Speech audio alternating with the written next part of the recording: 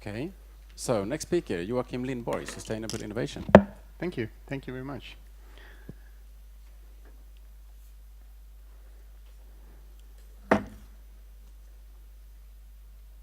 So left, right.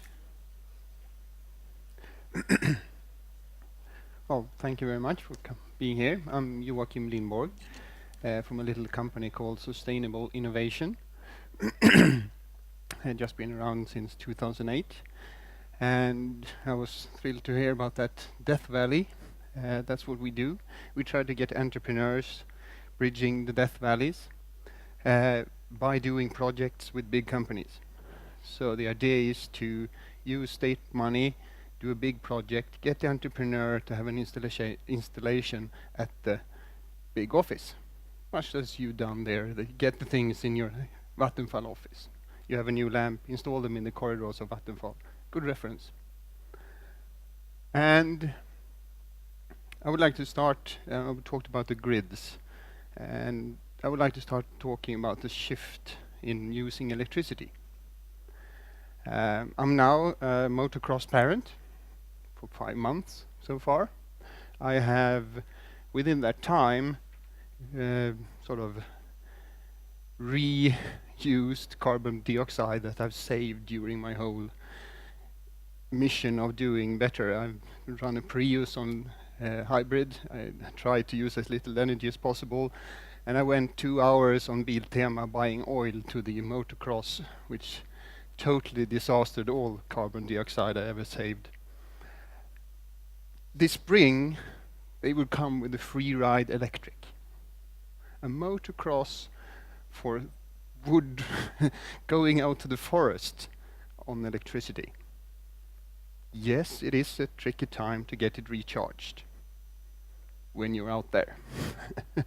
You can lift the battery and walk out from the forest and pick up another one.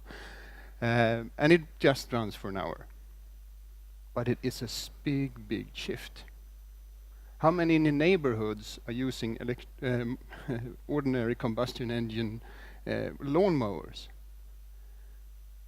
Because you have 5,000 acres or something.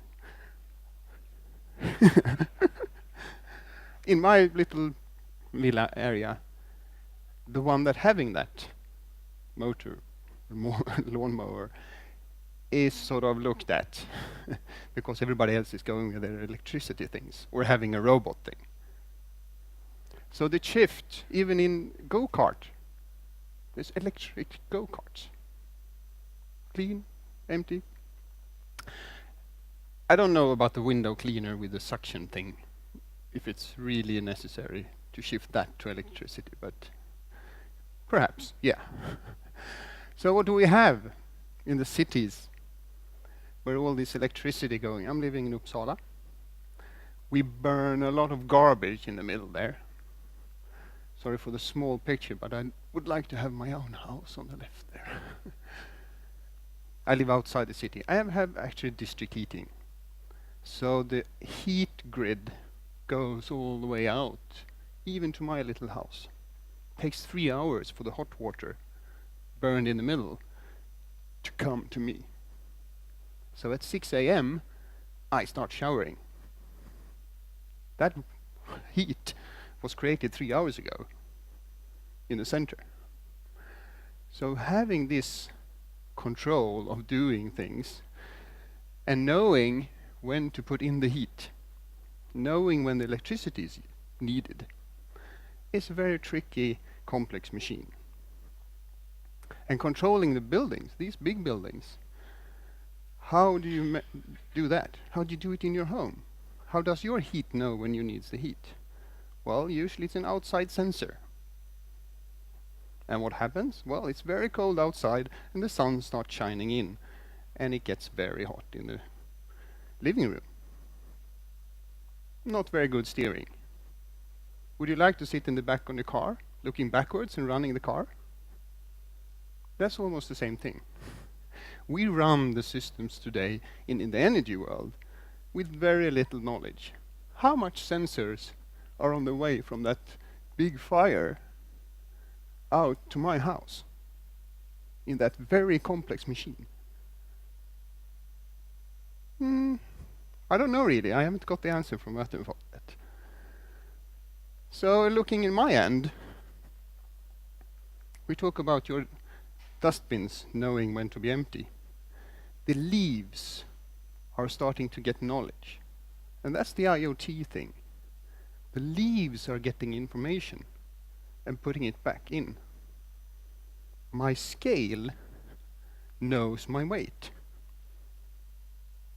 which could turn on the locks on the refrigerator. But it's a very long way from the scale going to the Electrolux silo. And I would say even further away from the scale to talk to the refrigerator locally. Because there's a business model in between. And getting the business models to talk to each other, that's a very hard trick. That was you were talking about, Jan. Getting the scale and the Weight Watcher service to be interested in turning the locks on the Electrolux door. What's the business case? Who to pay for what? I have a very nice sensoring system in my home. It's called an alarm. It has sensors in all the room, temperature, but I can't control the heat with those temperatures because it's impossible to get them there. And all of these systems, well, the connected water pipe is by postcard, so it's a fairly slow system. In the middle, they changed just 4 weeks ago.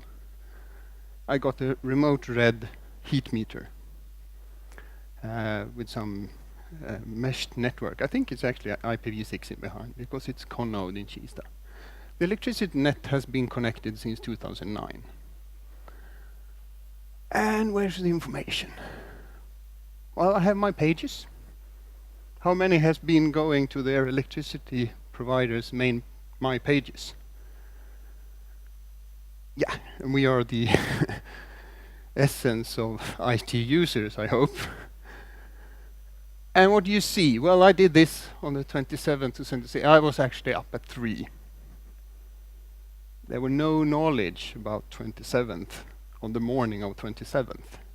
It arrived somewhere around afternoon because it takes quite a long time going over the power line communication going upwards. So the leaves of today's grids are very slow. But as you saw on my pictures, I read them myself. I have a 30-second reader on the heat meter. I know the difference temperature between incoming and outcoming, which tells me how good my heat exchanger is in real time. And that's my reading. So what should we do to manage all these things? And we need to have good control over peaks, usage, this extremely complex machine. Well, the heat water system has a little information on how to fix leaks. You should turn off all the taps and go and look on the meter. If it moves, then you have a leakage.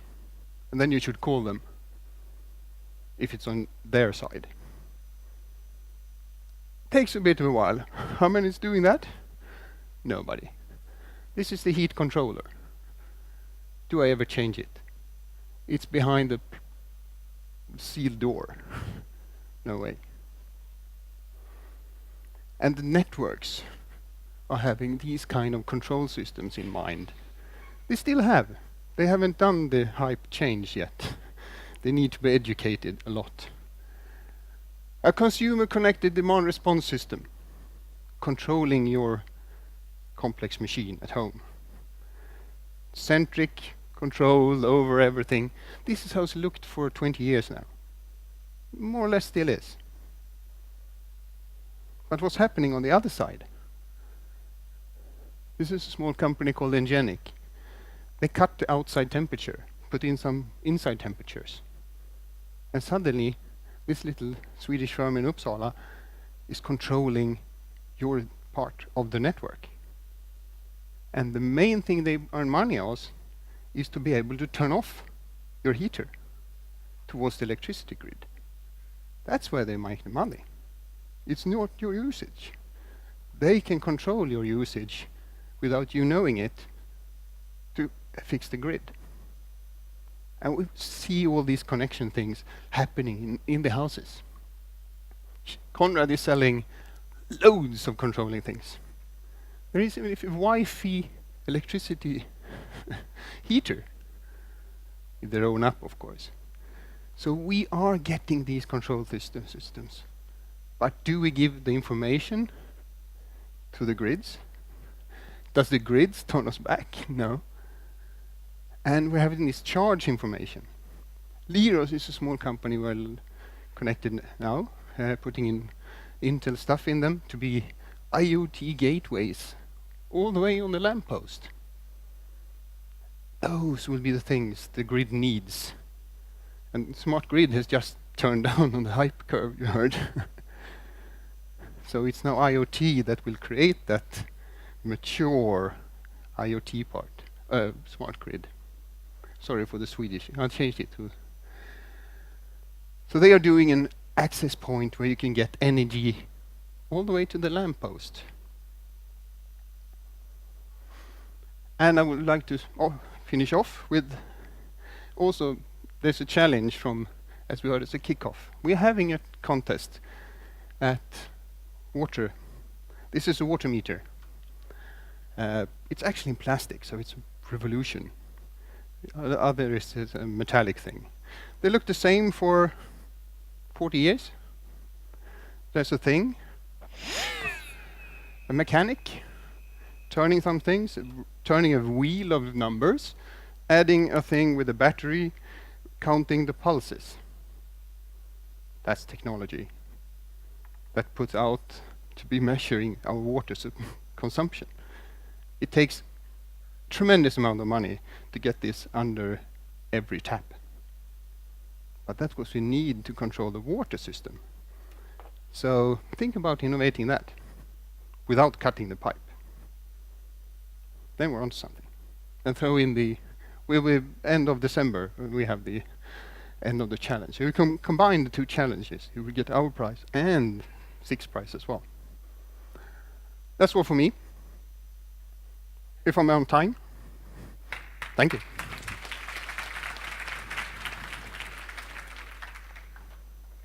Thank you very much. I've lost my mic. So I can ask for any questions. Yes. Thank you. No, it's so totally clear. It is. But I have a question for you. Darn. So, listening to your exciting talk, I can sense that you're something of a tech geek. Well, more or less of the shoemaker's child. Yes. Okay. So if you can do this, and if you can start to increase your awareness of energy consumption, and maybe also fine-tune the system so that we save on energy, what do we do with at least 50% of the population that they never care about technology, they don't care about reducing the energy footprint?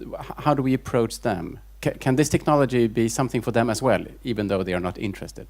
It can be, but we need to address these other feelings. You're not fixing your energy system at home. You're getting a good comfort. And you would like to pay for it. You now pay 100 crowns a month for listening to music that you don't own. They're gone the time you stop paying. That is the change we need in the energy system. It should be okay to pay 50 crowns to get a good energy system and don't care about it. But we're not there yet. You pay 100,000 for a heat pump and you wouldn't like to pay 50 crowns a month for controlling it. Okay. That sounds like an easy deal to fix. Okay. Thank you very much.